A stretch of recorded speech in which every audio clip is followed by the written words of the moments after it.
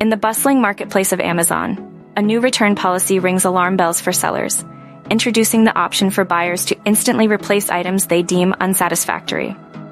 Sellers are voicing concerns, fearing this policy could open doors to misuse. If buyers receive an item that is damaged, defective, or different from what they ordered, they may be able to select a free instant replacement during the returns process, Amazon declared, setting the stage for potential exploitation. Under the new system, buyers must return the original item within 30 days to avoid charges. Amazon assures sellers of automatic reimbursement should buyers not comply. Moreover, sellers have the right to file a safety claim if the returned item is used, damaged, or altered. Amazon's rationale?